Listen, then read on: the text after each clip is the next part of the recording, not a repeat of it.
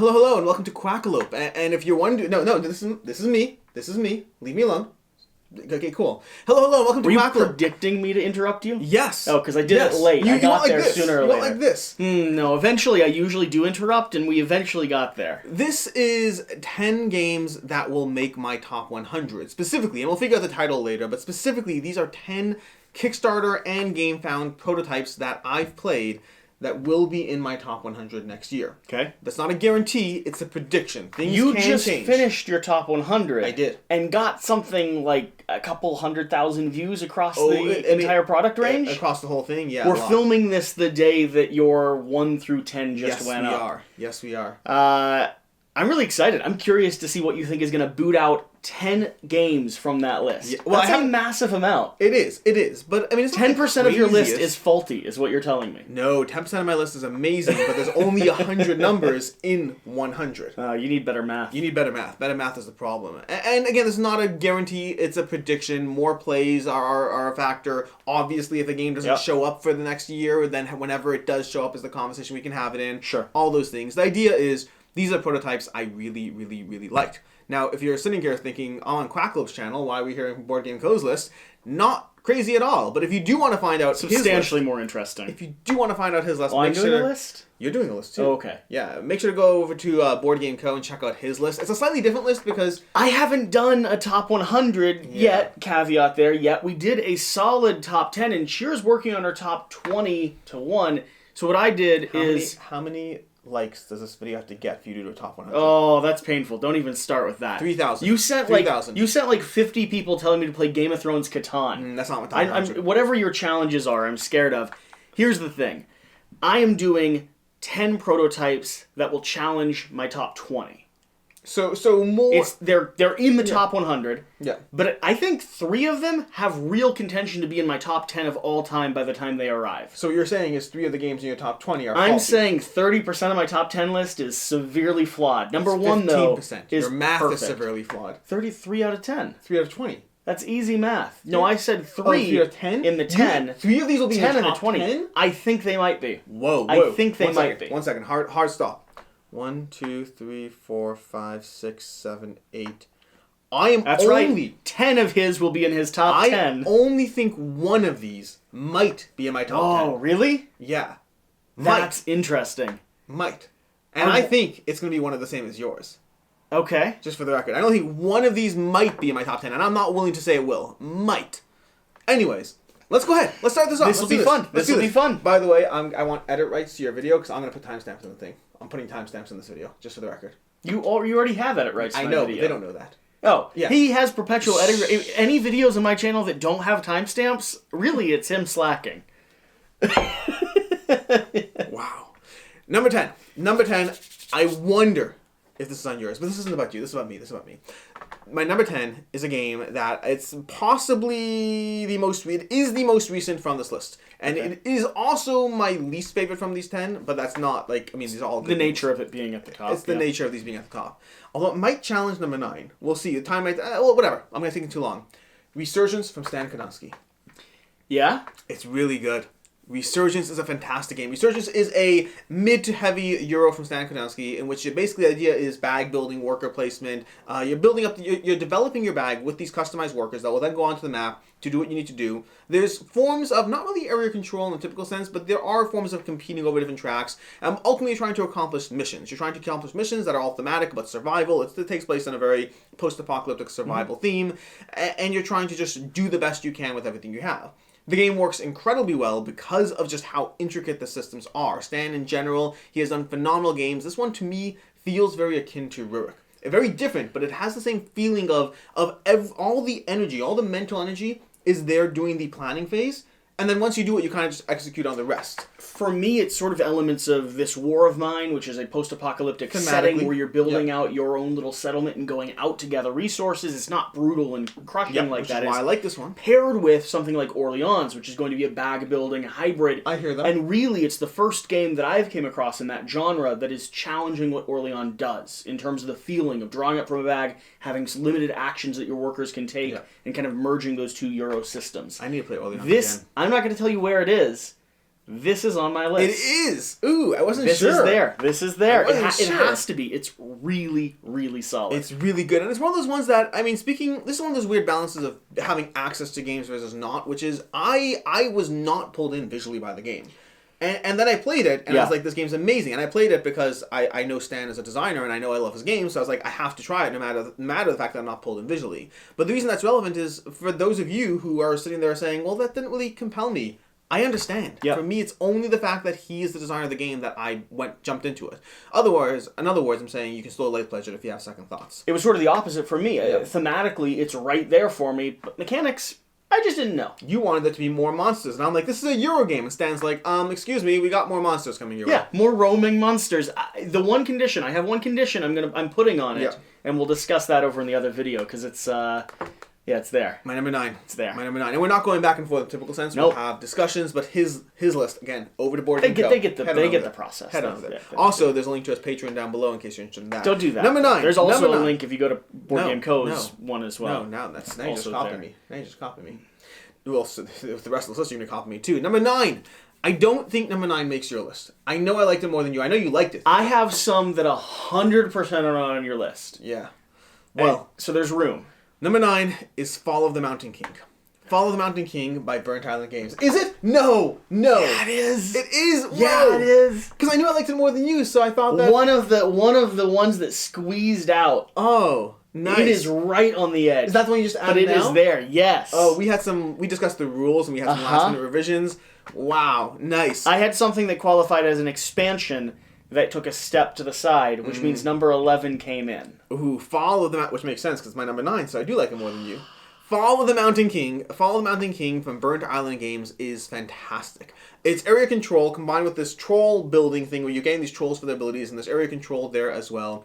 In the meantime, you're trying to manage that's the thing. I knew there's another thing I like about it. The core mechanism of placing down your tiles and trying to overlay them to get as many actions as possible is incredibly rewarding. And then the way you use that to march through the dungeon and trying to just take over things and get in each other's ways. And there's not really semi-co-op in the typical sense. But there is an aspect of trying to keep out the goblins, or whatever they're called, the gremlins, goblins, whatever they are. And so you're all kind of mindful of, I want to get in your way, but we're also going to be overrun here, so I'm going to do a little bit of both and screw you just a drop, but get in their way and do what I need to do. You also sort of want the credit for holding back the swarms. It's an interesting balance of, like you said, an atmosphere of semi-co-op, along with a heavy, overarching screw everyone else. And to be clear, it does not have typical semi-co-op problems where one player can sit back and let other players do the work. It feels semi-co-op, but it does not have mechanically You need the land. Semi-co-op. You also are constantly losing the land, both to your opponents and the invading goblins. Ultimately, if I just attack him the whole time,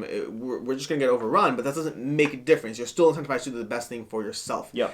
I really like the game. I'm very excited for the final version of the game, for the final production or whatever, because Burnt Island Games, I love them as a company. Their prototypes often are very much a step backwards in terms of where the final game is. Their final games are amazing, some of the best. The prototypes are lacking a bit, which means the reason that's relevant is I'm looking forward to playing it properly, with the finished art, with the amazing components, with all the stuff. I want it scaled up like Hall of the Mountain King was, yes, which was immaculate. Yes. It was beautiful. I'm looking forward to this one. Fall of the Mountain King from Burnt Island Games. That's my number 9. Cool. Number 9. Number 8. I know there's no question it's on your list. So far, you've made my list very uninteresting. Oh, that's okay. That's okay. Number 8. Number 8 is guaranteed to be on your list unless you were taking a whole stance of, well, I can't be on my list because I'm the developer of Legend Academy. It's not on my list. It's not? It's not on my list. Because you took the stance to be a developer? Yeah, because I took the stance that it was unfair to put it on a top 10 list because there's not enough context given. That's fair. That's fair. So Legend Academy, let's talk. Nice, very good, cool. Very good of you. Legend Academy is absolutely fantastic. This is from Eldorado Games, and I mean, I'd say it's my favorite Eldorado Games, but it's my only one I've actually played from them. I have Age of Atlantis coming, but I haven't played it. Legend Academy is basically deck building, powers and abilities, try to accomplish different adventures and storybooks as you wander around the board in this, again, not really semi-co-op. We're incentivized to let each other get hurt, but we're just dealing with stuff and getting points for the stuff in the land. Yeah. But the game has a fascinating back and forth aspect of you spend a turn building stuff up, then you spend a turn executing, you spend a turn building stuff up, then executing across 8 turns. And you get a lot done in those 8 rounds, those 8 back and forths. A lot. Like if anything, this game maybe should be around shorter. Maybe. I like it where it is, I'm saying. But it's you get plenty done. 8 doesn't always sound like a lot, but it is. In terms of the context as you a developer, it's their game that you came in, you helped streamline some things. In fact, glorified playtester. Playtester. We played it and we said, we like this, we don't like this. Let's refine it. No, but both things are true. You had meaningful feedback on the game that I think is very solid. Like when you told me some of the things you changed, I was very... We did heavy integration on that process of kind of the ebb and flow of the game. Instead of one long period where you're growing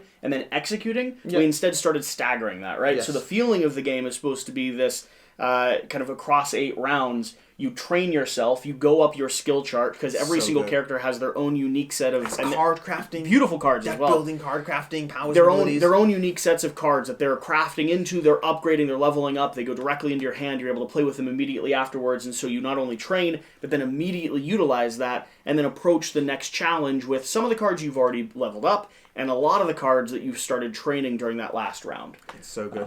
Cool. I'm excited. And that has a little power board as you add your own. It's kind of like it's got the Too Many Bones power tree, but it's not like Too Many Bones abilities. It's Too Many Bones combined with deck building. So you're building up this little skill tree that then goes into your hand. It's just power. I like it. I like it. You like powers and abilities. I like powers and abilities. What were you saying about... You were saying about it being mildly cooperative, and it is. You're going through the story together because it's a chapter book game. So you're a school of adventurers and you're going through the story, but it's not cooperative in the sense that you're working together. You're solving the same problem while scoring your own victory points, and the way that you win or lose is sort of more Euro style. The better you do, the more efficient you are at the story task. It has the same aspect that Fall of Mountain King has, which is not semi-co-op. The idea is that same thing, which is when many of the scenarios have enemies you have to fight, and those enemies, if I kill an enemy, I get the reward and you don't. But if none of us kill the enemies, they're going to be doing more damage to all of us collectively. Yeah. But it doesn't matter because I'm still incentivized to kill the enemies because it gives me points. Well, and if the enemies hit you, you start losing points because points are directly tied to your health. Yeah, lots of fun. Lots and lots and lots and lots and lots and lots and lots and lots and lots and lots of fun.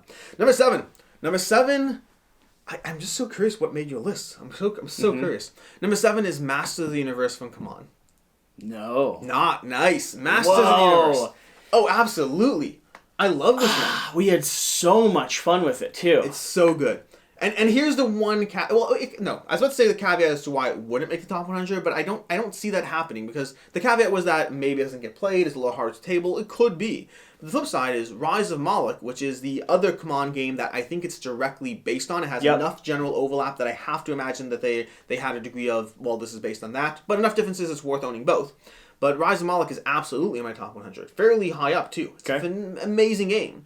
And I think that Master of the Universe really... Thematically, I think I prefer Rise of Moloch. I don't have a feel for the Master of the Universe. Not nostalgic for it, yeah. Yeah, but gameplay-wise, Master of the Universe gives me the Rise of Moloch gameplay, but in a single session instead of across 6 campaigns, which makes it more accessible. And then it also gives you, I think, more powers and abilities in terms of the way it handles things. It is effectively a 1 versus many gameplay, which also means it's a 1 versus 1 gameplay. So if you're like, we don't like 1 versus many... And actually works surprisingly well at that system, whether or not you're controlling a multitude of heroes or villains, or controlling one. Because it gives you that flexibility. Yeah. It gives you a lot of flexibility in the way you want to actually build things. And flexibility is also true in the way you can flip sides. It's not that, what's his name, Skeletor is inherently the controller. Either side can be the controlling character, the controller with the hordes.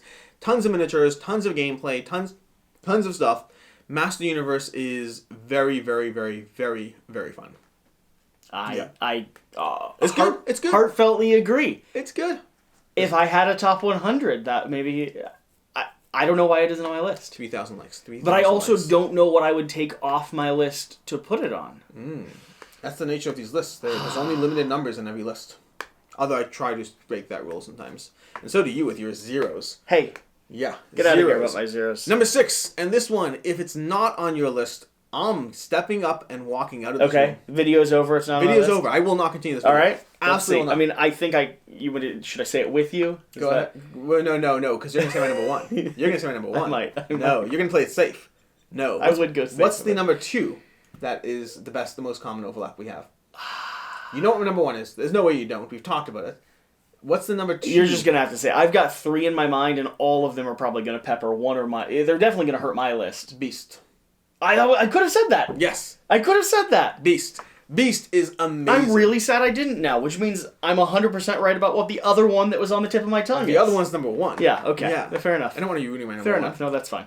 Beast from Studio Mittal is a hidden movement game. Hidden movement game where you have players taking on the role of the Beast, who's going to be variable, by the way. The Beast is variable. One of the fun things with the game, just jump into a different Beast and you have an entirely different game. This combines hidden movement with powers and abilities and does so in a game that will execute well at 2, 3, and 4 players. It executes in terms of the time frame. They have scenarios that means you can play this game in as short as 45 minutes, as long as 2 hours. Gives you variable game length, variable players, tons of ways, different hunters you can go with in terms of their abilities, different tech trees. It is such a ridiculously satisfying hidden movement game. What I've told people is Mind MGMT is stealing the show at 2-player right now. For sure. And really, really good at 3. Yeah. Beast is going to be the other hidden movement game that I have in my collection that is just not going anywhere because it takes the cake when you hit 3 and then immediately circumvents everything when you go up to 4. Because in Beast, unlike Mind MGMT, where it's a tactical puzzle that you're moving between each other, in Beast, every single character's card, the deck of cards they have, what they chose to keep during the drafting phase, and how they're utilizing those actions matters so much. Everyone's invested. Oh my gosh, the drafting. And it's so good. You, me, Shir, and Akiva play this, not that, with Beast and Mind MGMT, because we're still divided. We're already divided. We need the final stuff to come in. It's going to happen. No, that would be great. It's going to happen. Paired with like 17 different gameplays. Oh, yeah. They're so absolutely. Good. I mean, we've been diving. I mean, we don't have. And here's the thing. For those of you that are fans of the content and have followed along with Beast and our coverage of it, we had a series of complaints and critiques that we wanted to see for the final thing. Yeah. We have received emails throughout the course of production saying that some of those meaningful changes, for instance, more powers and abilities with the characters, some interesting card play and choices, some of those meaningful changes have been listened to and adapted into it, which means it might not be better for you, but if you match with us, the game's becoming better for us as we speak. It's so good. It's ridiculously good. That's what I'm saying. I mean, I knew it was on this list. There's only one other game that I know is on your list, which makes me question what the one you think we have overlap on is. We'll find out. Hey, I know for sure. Hey, I'm just looking. I'm just taking stock right now. I think 1, 2, 3, 4, 5. There's 5 games left. I only know of one we have overlap on. The other 4, I question whether we do. I think there's 4 that we definitely don't. I think that we're about to hit those 4, which is funny that the ones we overlap on are my number 1 up. And then the higher up. Yeah. Number 5, and this is one where I question we have overlap. Okay. Number 5 is Arydia.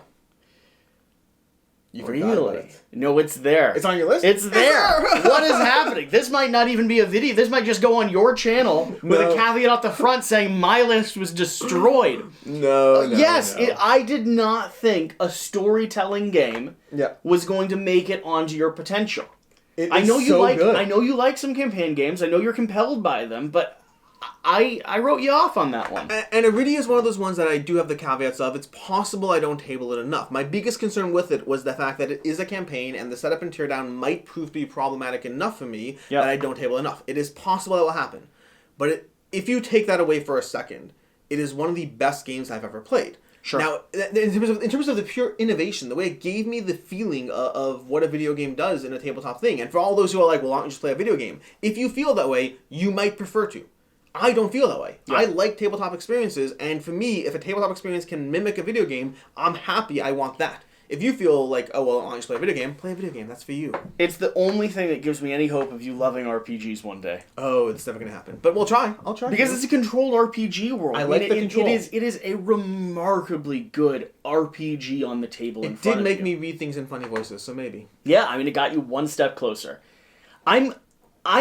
I am shocked that it's there on your list, though, because the production quality was insane. Yes. The gameplay was fantastic. Yes. The story was really good. Yes. You're 100% right. It takes a video game and puts it down on the table in front of you. Yes. But you also don't play those games. They never hit your table. So I wonder. It's one of... Arydia, here's what we're going to do with Arydia. I at least lie to myself that I will play those games. If Arydia ever leaves my collection, and it might, I genuinely could see it happening, I'm titling that video the best game that has ever left my collection. Okay. That's what the video is going to be titled. Yeah, sure. Okay? Because if it is, and I'm fine with that. I'm fine with the idea that sometimes a game is really, really, really amazing, but it doesn't get tabled due to my limitations. I mean, you did just get rid of Gloomhaven, so... Hey, they don't know that yet. Oh, do they not? Well, now they do. Okay. Now they do. Okay, fine. I'm getting rid of Gloomhaven, by the way, just for the record. My friend still has Jaws of the Lion. We're going through together. I'm cheating. It's his copy. But Gloomhaven big box I'm getting rid of. I'm getting the Steam version instead. Decisions have to be made. I mean, we could cut it if you really don't want them to know. No. That's it. For the people that have watched like 15 minutes in, spoiler rights. Yeah. They're on your channel and they're 15 minutes in. They've earned it. Right. Oh, that's fair. Yeah. You're welcome. Anyways, moving up to number 4, which is not on your list. Please, dear Lord, be not in list, because that's just going to be obnoxious. I mean, at this point, we have like 3 potentially that are. Well, Legend Academy wasn't, so I know one that you have room for one. 4. Yeah. Okay. The Witcher. Not on my list. Yay! Finally! Was on my list. Got scratched off. Really? Got scratched off. It's a fair scritch. It's high on yours. It's really good. Tell me about it. Why is it so high, It's not as good as Arydia, but it is more accessible in my opinion because it's single shot. It's single shot. I think is there a campaign mode? I don't even know if there is. The solo. I don't think there's a campaign. There's not. There's definitely elements of story. Yeah, but not campaign. I don't know if there's campaign. No, and that's the way I like it. It means I can actually play you and enjoy you and not have to put videos out called the best game that has ever left my collection. It's a good video. I almost want to do it now. No, it's not going to happen. I want to keep Arydia.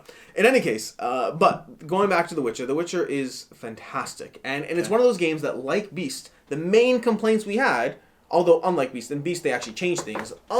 We had some complaints about how we wanted more from The Witcher, but they already had some of those planned in the Kickstarter. Yeah. We can't take credit for the changes. Correct. But they did unlock a bigger depth to the gameplay. Yeah. The monsters than feel what different. We had in the prototype. The combat feels more chaining, more intricacy in the combat. But I found The Witcher to be a simple story, simple moving around the map, simply engaging. The combat was fun. My biggest potential critique would be I can see the higher player counts having a player being a bit timed out doing monster combats. Like if we're playing a 3-player game and you and I are fighting the monster because you're replicating the monster, I'm fighting you, John has to sit there watching and John's a little bored. I can see that. John should grab a phone and look up Arydia because it's a fantastic game. Oh no!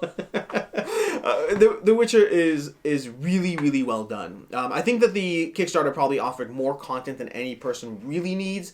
For me, I recommend the base game, Monsters expansion, and then the main. Well, the monsters are inherently included in the stretch goals. Didn't they have one side standalone that was like the quest or something? It's like right? I can't remember what it's called. Like something. It allows you to actually hunt them. Yes. Instead of just fight them. That's the one I recommend. Yep. The mages I think are nice. If you care about that because you want the female characters, then great. If not, I don't know if it necessarily adds things. It might add fiddliness. And then the sea thing, and this could just be my ignorance because I didn't play the expansions, just felt like more stuff that wasn't necessary. But the Endless Hunt I think it's called. I think it's called the Endless Hunt. I don't remember the specific name. Yeah. Basically what it does is it allows you to unlock a series of quests that you're going on over the course of the gameplay where you can actually track and hunt a specific beast instead of just finding clues about some random beast that pops up when you show up there. Yeah.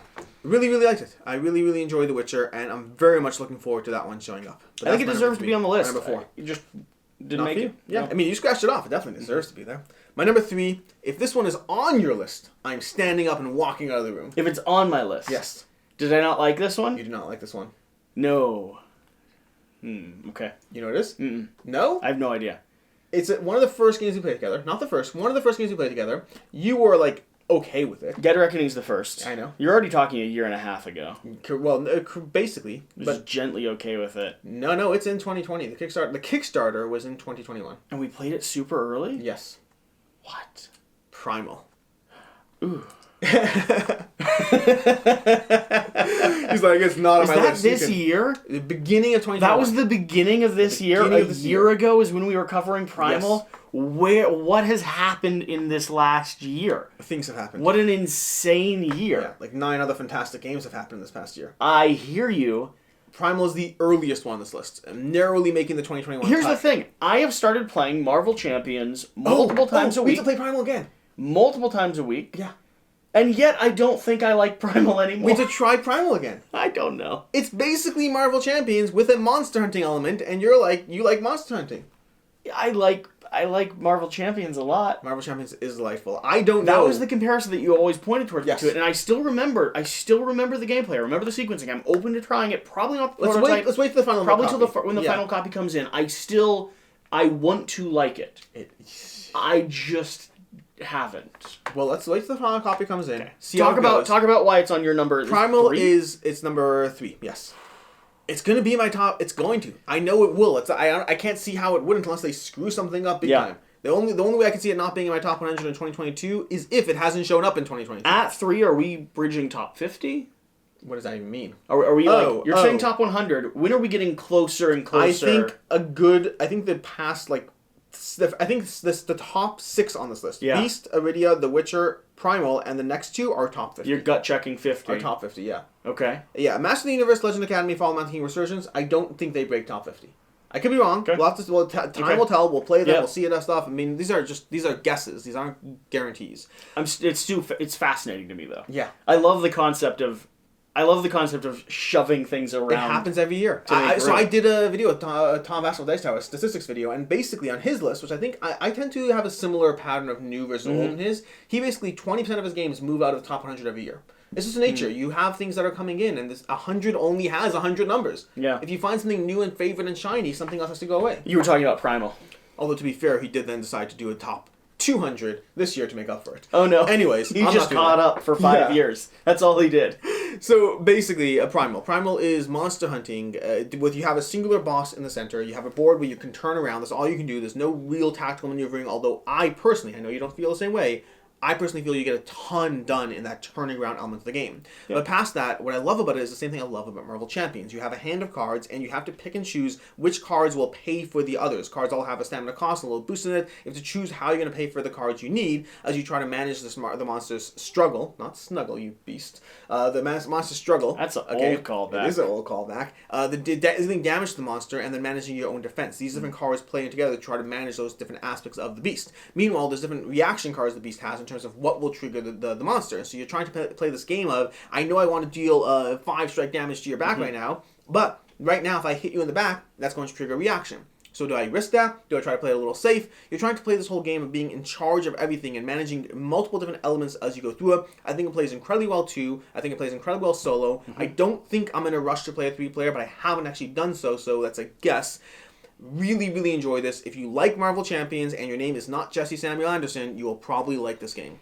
I want to give it a good shake. Yeah. I want to give it a real good shake. Yeah. Just all the components. I want to take your box and just really shake it. Make it shake. So you know how, and maybe you don't have this, I have this at least. I'm always a little bit insecure about my opinions. Not for myself. My opinions are my opinions. It is what it is. Go jump in the lake. But I'm always a drop uncertain. I'm always a drop uncertain that I'm telling other people my opinion very vocally, and maybe I'm the minority and the exception, and I'm about to direct you off the wrong pathway. Sure. I love it when I see other people who share my opinion. One Stop Co-op Shop, Mike over there, this was like his number one pick or something like that in terms of Kickstarters he's looking forward to. And he's not the only one. Him, Jeremy Howard, multiple others. It's not going to be for everyone. I know they had access to TTS, and a lot of people played it, and some people were like, not for me. But a lot of people who do like this style of game loved this game. Yeah, that's Primal. Cool. Number 2. I don't even think you played number 2. I think it's the only game on this list you haven't played. There's one on my list I haven't played. There's one on your list you haven't played? What does that even mean? There's one on my list I haven't played. Wow. Well, now they're going to go watch your video. Yeah. Just throwing that out there. This is not that one. This is Mosaic. No, I never. From Forbidden Games. Mm-mm. Mosaic. Mosaic is a game. I don't even know much about it. Yeah, I mean, honestly, I didn't either until I played it, and then I was like... And then you had a prototype or you played on TTS? I had a prototype. When did it launch? I don't know. Much earlier this year. Yeah, middle of the year. Early to middle. Interesting. Maybe March, April, May, somewhere in that range. Why is it at number 2? Why is it number 2? Because it is tableau building and gives me the daisy chaining simplicity of Terraforming Mars, really. But I think more accessible. Meaning this is a game that I almost compare it to Ares Expedition in terms of the spot it's filling in my collection. It plays, and it depends on the player count. I played it at 2, 3, and 4. I have not played it at 5. I think it plays at 5 if I recall correctly, but I haven't played it at 5. I have not played the solo mode either. But at 2, 3, and 4, it plays fairly quickly. You can get a 4-player game of it. I'm trying to remember how long it was. I'm trying to remember which one. But I think somewhere in the range of an hour and a half or so, even at 4 players. And basically, the core idea is you take an action and your turn's done. You take an action, your turn's done. But those actions all involve different things, often adding cards and therefore icons to your board. And you're building up your production. Same as in Terraforming Mars. As you play different cards, you build up your production and you get better and better. And then as with Terraforming Mars, you have that constant question of, do I do this first because it makes that stronger, or do I do that first because it makes this stronger? They're all going to help me, but which one am I going to do with my single solitary action as we go round and around and around we go? I really enjoyed the simplicity, the elegance, the actual playing. I like Terraforming Mars as area control, but it's not the core idea, and And I think a lot of people had a problem with the game because of the fact that the area control doesn't feel like area control. Meaning it feels like it should be like a dudes on a map game with marching around the board, and it's not. It's really just abstracted area control. But I really, really enjoyed it. I found it so compelling, so rewarding, a lot of fun to go through. I don't think, and my list is ordered to a certain extent by also accessibility. Like I said already, Arydia, I think is better than The Witcher, but I think The Witcher will get tabled more. Similarly over here. Which moves it up your list? I think Mosaic will get tabled a lot. Interesting. Yeah, that's my number 2. My number 1 is... Scarface. Wow. No? No. What's your number 1? Mythic Michef. Oh, Mythic Michef. That makes sense. What kind of garbage is that? Why is Scarface not on your list? It was one of my scratch-offs. It's just in the back of my mind the entire time. Where's Scarface? It's on my scratch-offs. Wow. I had like 20 games that I reduced this to, and I managed, after like not a lot of hard cutting, I got it down to 14, and Scarface was in those 14. But it didn't make the top 10. Anyways, going back to this, Mythic Michef. We've talked about this game enough, though. Like it's been on the top of our list on everything across the board. Care. Where do you think it's going to rank? If you had to go, because you've already played. It's the only one that has the possibility of being in the top 10. Yeah. Mythic Michef, for context, is a game that you got flack for putting on a video where you're like, I'm counting as best games, even though it's not really available. And a bit of flack. Yeah, like 3 comments. But I'm okay with you. I'm okay with I'm okay with you in general, but I'm okay with your decision because to me, for both of us, literally right there. Both of us have put Mythic Michef on our physical shelves where we store our actual collection. Not like I have a prototype shelf. I'll help you out. Oh, great. We have a game coming. I have a shelf where I put prototypes. And more than that, I have a room where I put the prototypes I'm done with. Okay, because when I'm done with them, more often than not, I don't play them that often. Sometimes I do, more often than not, I don't. And even when I do play them, I pull them off the prototype shelf to play them. Mythic Michef is the only prototype I have that I can think of at any recent times that is literally on my shelf where I store games in my collection. And it will continue to be there, broken pieces and all. That's a prototype issue and a me issue, not a production quality issue. It will continue to be there, broken pieces and all, until I get my final copy of this game. I pull this out and I play it. I treat it like my permanent collection already. I refuse to put it on actual top 100 lists because it's not technically available, so I shouldn't do that. But in terms of this list, it is number 1 guaranteed. This game is accessible. It plays incredibly well. It plays primarily at 2 players. The 4-player mode is fantastic. Practically speaking, I find I don't pull it out and play it as much. That requires more of an intent of like, hey, we're going to blitz today. Need 4 people that know how to play. Which we have. And want a bit of stress in their life. Which we have. But we just don't... You need to sit there and say... The stress is more conditional. Oh, fine. It is absolutely fantastic. It is one of my favorite 2-player experiences. It is tactical. Oh, let's talk about the game. What's the game? It's abstract. It's a thematic abstract where you have different monsters. Each monster has different abilities, so it's asymmetric thematic abstract. And then past that, you're just trying to manage and manipulate the tome keeper who's running around the board. You're trying to collect these tomes. You're trying to get the other students caught before you are or before the time runs out. And you're just trying to take advantage of finding patterns on the board and do so well. The way I describe it, the thing that for me is the crux of Mythic Michef is the fact that you can, in an abstract game, you can manipulate 4 elements of the environment. Yeah. You can manipulate with your abilities yourself, your opponent, the board itself, and the creature that's capturing you. Yeah. Those 4 things create this hybrid of a puzzle where every asymmetric faction has their own way that they interact with the board, and they're creating chaos and kind of shoving each other into every which and way. It's absolutely fantastic. Yeah, it's quite lovely.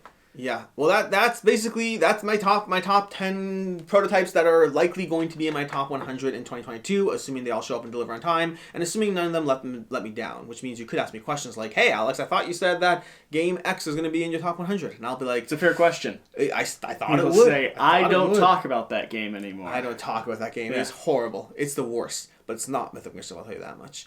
That's basically it. If you want to find out his top 10 or whatever it is, and if, by the way, if you feel like you already know half of them, let's make this interesting by adding... I'm going to force you to include 3-4 games that just missed the cut. Oh, I need to go through the cut? Yes. Okay. I want your cut list now. All right. Because otherwise they only have 4 games to look forward to. Well, honestly, it's on your channel anyway, so there's not that much to look forward to. Yeah, they're not watching yours.